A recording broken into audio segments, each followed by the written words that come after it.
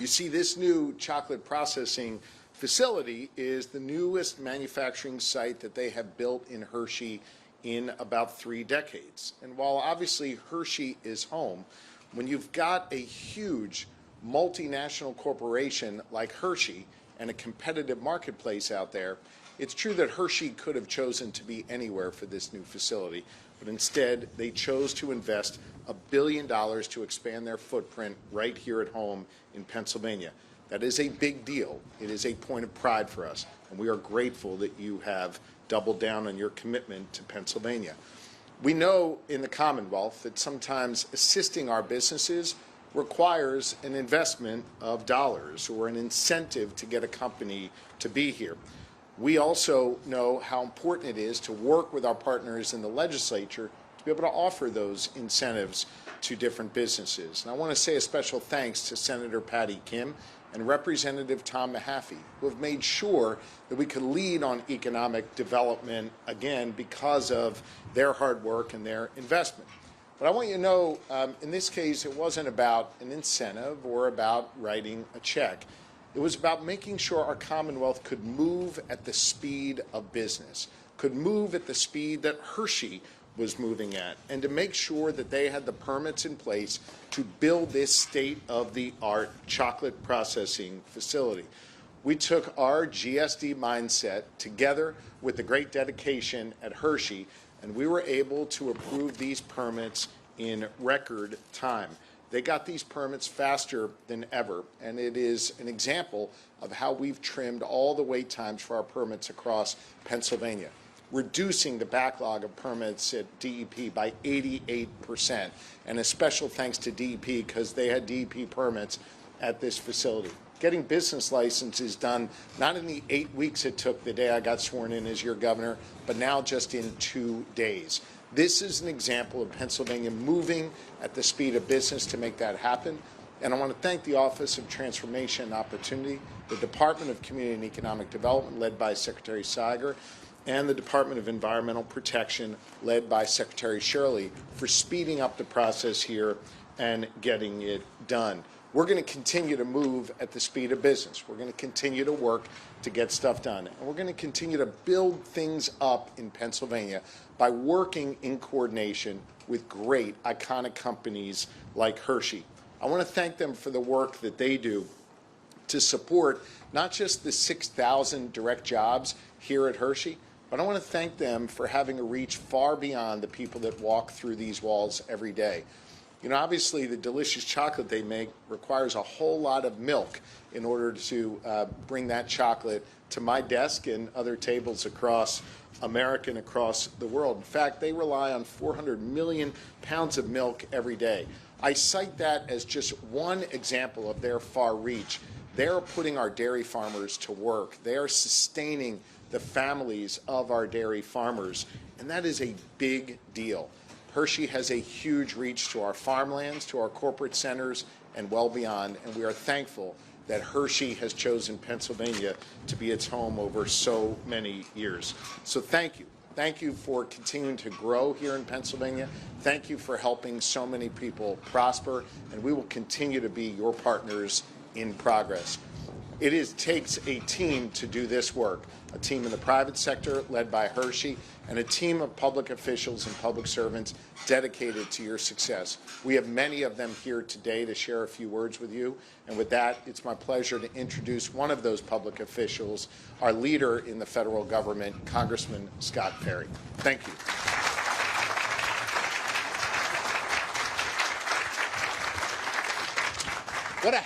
What an awesome day. I know it's chilly. You're sitting in the shade. It's cold. You're like, can you please hurry up? Let's get through this. Let's get inside. Let's get some chocolate. Good morning. I'm Congressman Scott Perry. Really proud and honored to represent the sweetest place on earth. And I remind my colleagues, all 435 of them in the House, 434 of them, of that on a pretty much a regular basis. I think the governor, you and I'm probably the older of the two of us, so I'm going to take credit for eating more chocolate for longer. And if you come to my house, you'll know that I come from a long line of chocolaholics, my wife and my 2 daughters. And so we're here to promote the cause both figuratively and literally. And, of course, I represent in the 10th District all things Hershey. the headquarters, the plant.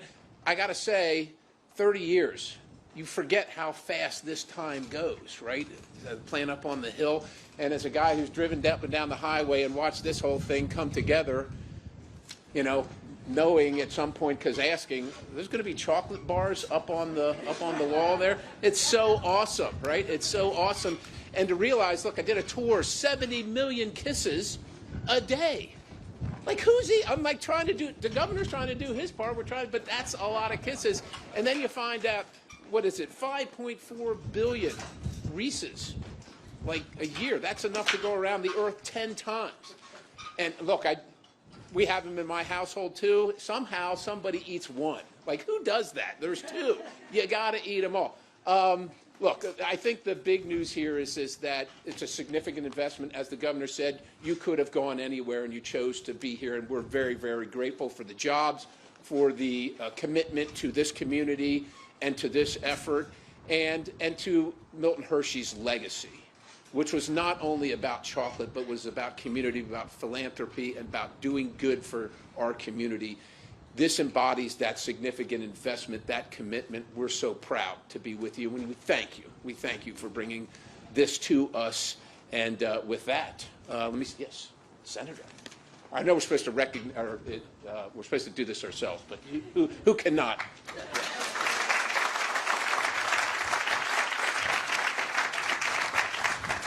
Good morning, everyone. I cannot feel my toes, so I'm going to keep this short and sweet. I am State Senator Patty Kim. I'm proud to represent the 15th Senate District that includes, of course, Hershey. It's an honor to be here today to celebrate the opening of the new Reese chocolate processing plant. Pennsylvania is fortunate to have the Hershey Company here for over 130 years. Your corporate headquarters, manufacturing plants, and Hershey's Chocolate World are just down the street from the Capitol in my district. The Reese Chocolate Processing Plant will produce delicious chocolate for many of the Hershey's iconic brands like Reese's Peanut Butter Cups. I just learned that the Reese plant right next door produces about 15 million Reese's Peanut Butter Cups per day. My office probably consumes half of that per day. We have no self-control. I am grateful for the new jobs in my district. Thank you, Michelle. These are important, highly skilled manufacturing jobs that do not require a college degree, but provide family-sustaining wages to our constituents. Thank you for continuing to improve the lives of my constituents, for making the 15th District the sweetest place on earth. Thank you so much. And I'd like to introduce my colleague in the House, Representative Tom Maffei. Thank you, Senator. Good afternoon, everybody, and welcome to the 106th District. I'm Representative Tom Maffei, and this is the sweetest district on earth. The Senator and I, we can share that together now in the 15th and the 106th, and of course the Congressman, and of course it is the sweetest place on earth. Michelle, Jason, Nicole, Ryan, John, thank you for hosting this today. This is a remarkable endeavor. Doing this and bringing manufacturing back to the district, keeping manufacturing in the district is so, so important, and here in the Commonwealth. And I can't tell you how important that is to us as politicians to know that you're willing to invest as much as we are in the Commonwealth. So that is a wonderful thing. As a business owner, I will tell you the number one asset to any company is their employees. Thank you to all the employees at the Hershey Company. Thank you for what you do on a day in and day out basis. Thank you for the tours. We enjoy that. And thank you for the chocolate and making this the sweetest district on earth, because without you, we don't have chocolate, and that is so, so important. This doesn't happen, though, without talking about the state candy. I introduced this candy. I introduced this bill, House Bill 1030, and I've introduced this probably about 6 years ago from a group of young ladies, not here in Hershey, but Bucks County. And the KISS committee they were 8th graders, and it was a social studies and civics class that they tried to come up with something, and they came up with the state candy, and they called me, and I thought, whoa, what a great idea. You know, let's help these kids go through this. This is the hardest bill to get passed. I swear to goodness, I don't understand it, and I know the governor is all about signing it. You get it. Patty and I did it last year in the House together. We co-primed it, and now that she's in the Senate, we hope we can get that thing pushed over the hill. We would be the first state in the United States that would have the state candy, and I think that's really something special. But this is legacy. This is about Milton and Catherine Hershey. They saw a vision many, many years ago, and they thought, you know, their small little kiss would be something special, and it surely is. But what it does is it takes care of, you know, children, disadvantaged children are getting something that they would have never got before, an education, an opportunity for success. And if you talk to anybody that attended or was a student of, and they're called MILTs, you know, at the Milton Hershey School, I think that's really, really important to understand what this candy does, and I say it all the time. But now they've even taken it one step further, and now they have the Catherine Hershey School. And that's a step where kids, you know, early childhood learning centers are now going to be available just as the school is, elementary, middle school, and high school for other children. I think that's going to put a lot of children ahead of the game. So we're really excited about this. So thank you so much. Thank you for what you've done. And I can't tell you how lucky I am to represent the sweetest place on earth. Thank you so much. I'd like to introduce Commissioner Mike Priest. Thank you. Hold your applause, please. This is one of those rare days when the weatherman got it right. Greetings from the capital county. The legacy of Milton Snavely Hershey, Catherine Hershey, and H.B. Reese is alive and well today as the chocolate company adds another jewel to its crown while bringing family-sustaining jobs to Chocolatetown, USA. The Hershey Company remains the economic engine driver for the entire region, and it's quite fitting that our CEO, Michelle Buck, grew up right here in central Pennsylvania as this world-class organization soars to new heights under her and her team's leadership. And to steal a line from the esteemed governor of the Commonwealth of Pennsylvania, she gets things done. At this time, I'd like to present the following proclamation into the record. All right. Tom? How are you doing and your family doing since what occurred over the weekend? And what is your reaction to some court documents suggesting that the Israel-Palestine conflict might have had something to do with the motivations of the arsonist? Yeah. Well, first off, I appreciate you asking about how we're doing. You know, it's obviously been a challenge. My focus has been on being a good dad, a good husband, and a good governor, in that order. And just trying our best to answer our kids' questions, be honest with them, tell them what we know, and also tell them what we don't know. And to let them know that they're safe and they're going to be okay. And it's okay to feel a lot of different things. And it's okay to not be okay also. So Laura and I have just tried to be, you know, good parents through this process. And we've gotten a lot of just unbelievably warm wishes from people and prayers from people of all different faiths that have really sustained us and lifted our spirits.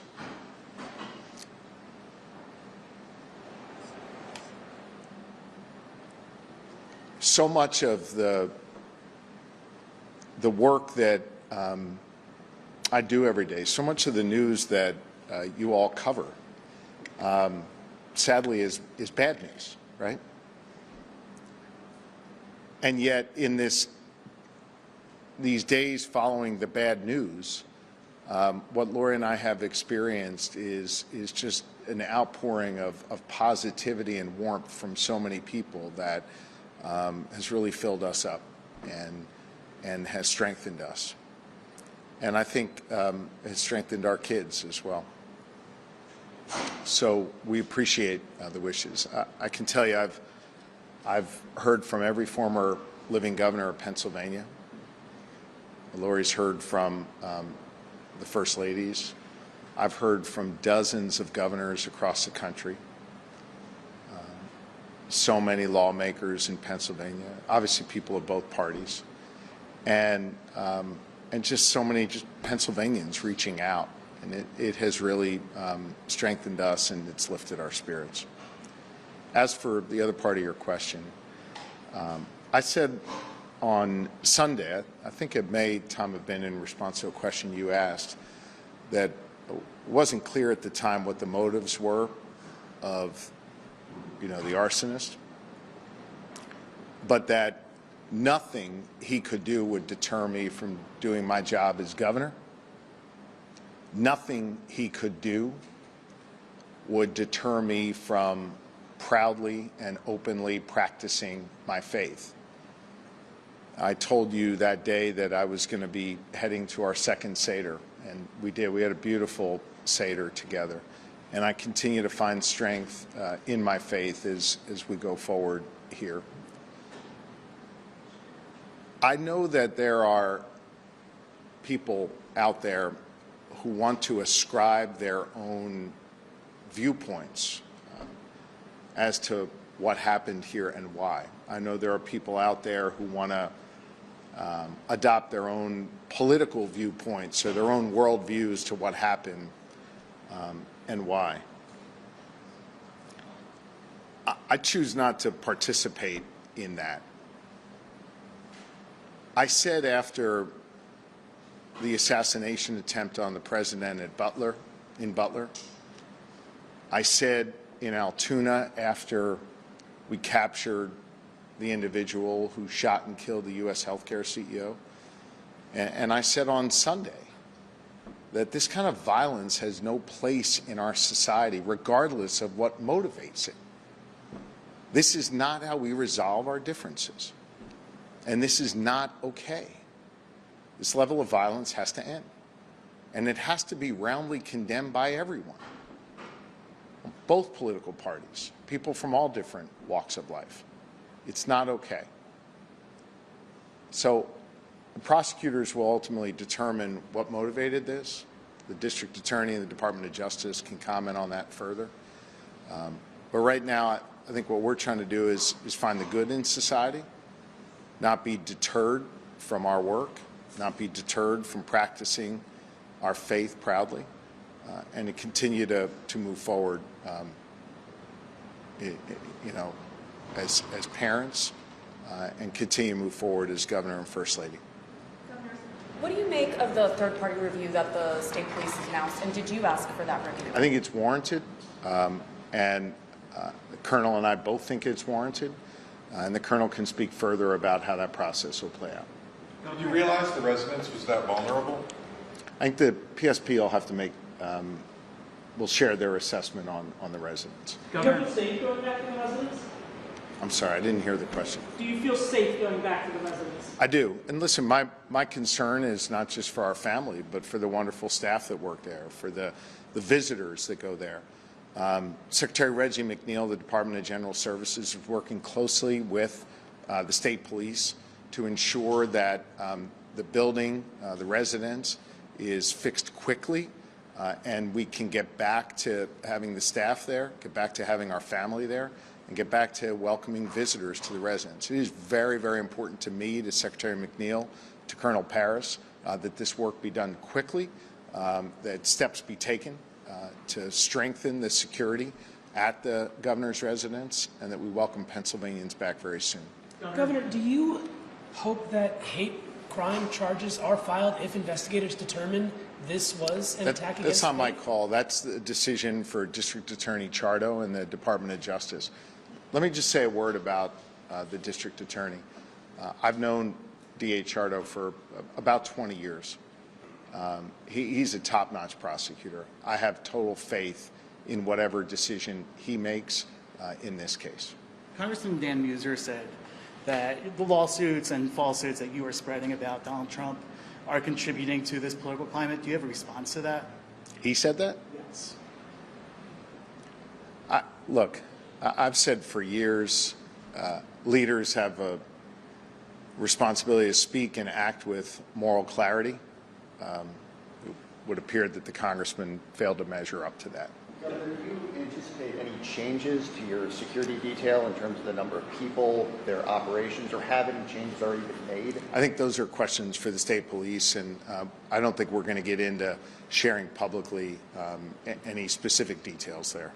I do want to say more broadly, I have total faith in the members of my detail and total faith in the Pennsylvania State Police to both learn from this incident and to continue to keep me and my family safe. Governor, for the millions of Jewish families out there that may themselves have been shaken by this, that they have to talk to their own kids about this, do you have a message for them? Well, first, I want to thank them for so many of the messages of support they've shared with us. I want them to see that my wife and I and our kids continue to celebrate our faith proudly and openly.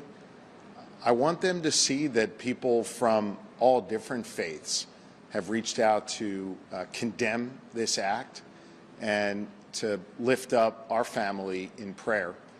And that's the Pennsylvania way. Remember, this is a place that was established by William Penn to be warm and welcoming for people of all faiths. Back in the 1600s, he established Pennsylvania for that very purpose. And I am absolutely committed to continuing to ensure that people of all faiths have the ability to practice openly and proudly however they choose to practice. Governor, did it ever cross your mind that this was even a possibility for something like this to happen at the governor's mansion, surrounded by fencing, security cameras, security details?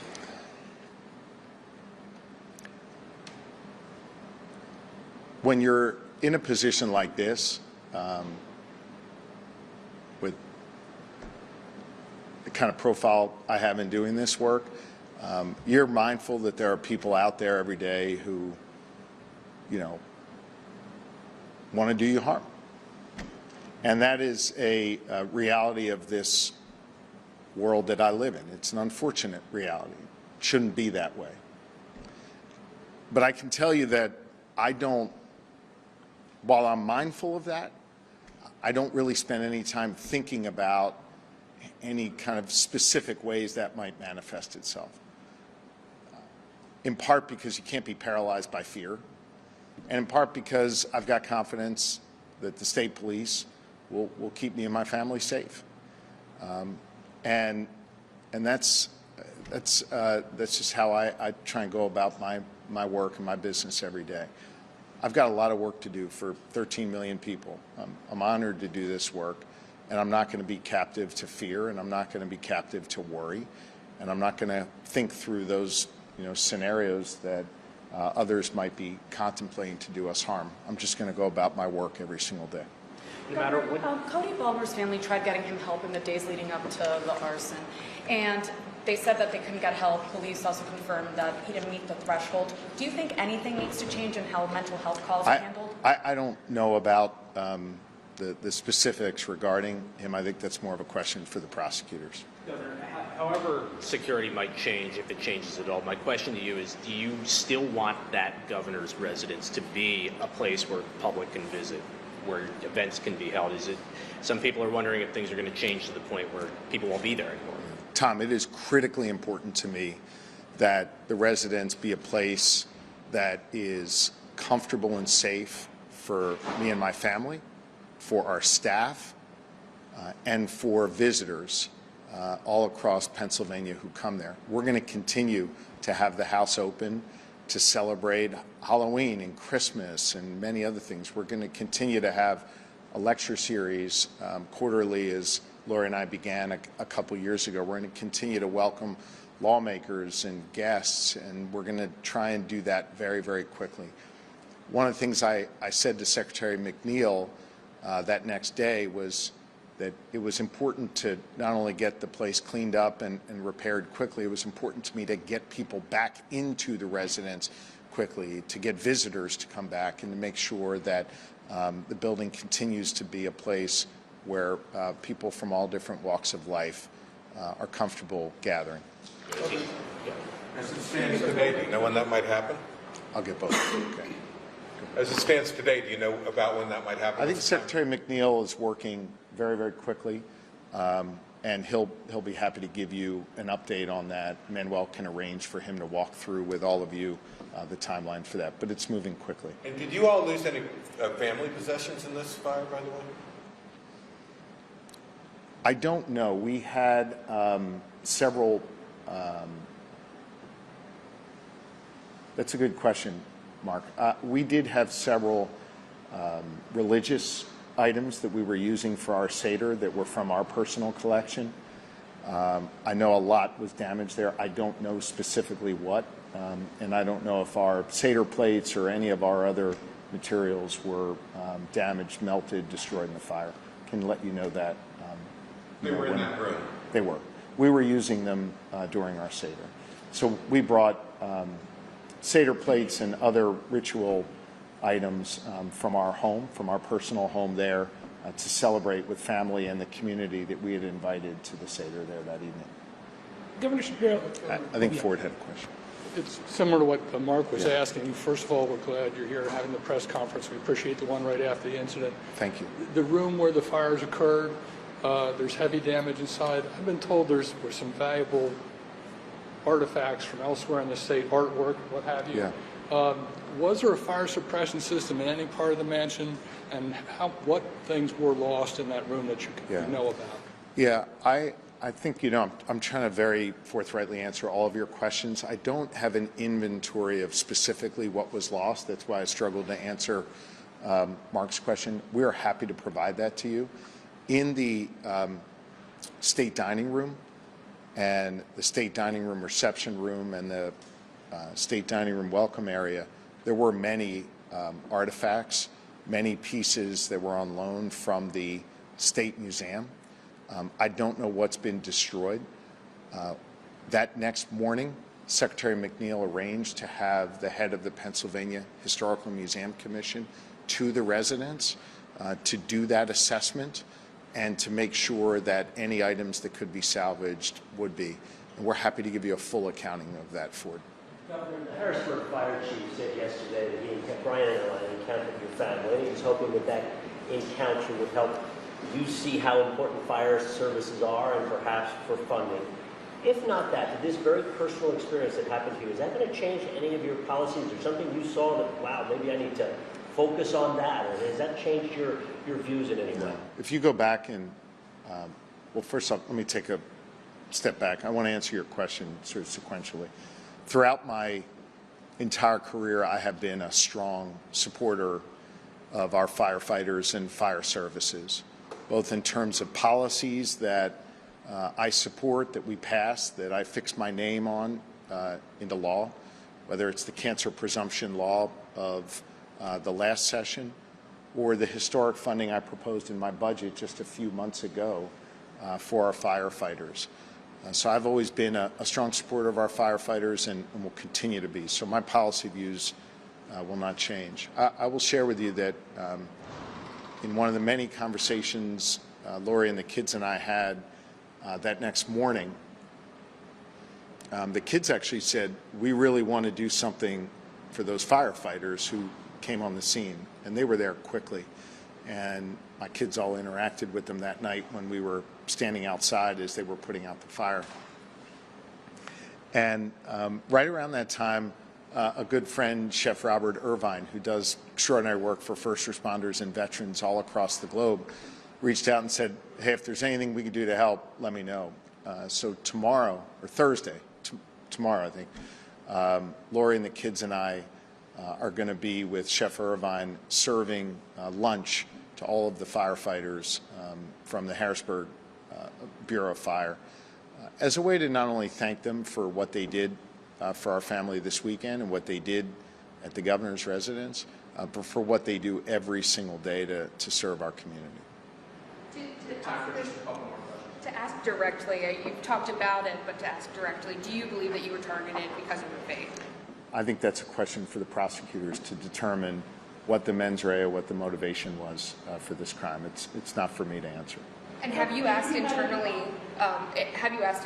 Like how this could happen? Have you asked PSP and?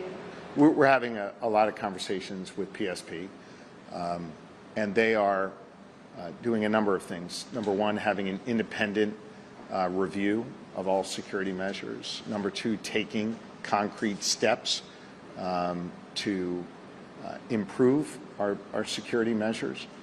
And I have confidence that they will both learn from this, make the changes that need to be made to keep my family and the Davis family safe, and that we'll be stronger going forward. Brian, if you had an opportunity to speak to the suspect, what would you say? I really haven't thought about that, and I trust he'll be prosecuted to the fullest extent of the law, as District Attorney Chardo has said. Do one more here. Brian, The question of the fire suppression, I'm not sure if you answered, I'm sorry. Oh. I was going to ask about the fire suppression. So, I'm sorry, I didn't answer that. Your question was? Was there a fire suppression system, not just in the room with the artwork, but the entire? I don't know, but Secretary McNeil can provide all of that for you. Okay. I was going to ask about Brian Interline said that having a fire suppression system or a sprinkler system in place would have extinguished that. Yeah. Is that going to be part of the upgrades or like the rebuilding? Secretary McNeil can answer all of those questions for you relative to the systems that were in place in the residence and what changes will be made going forward.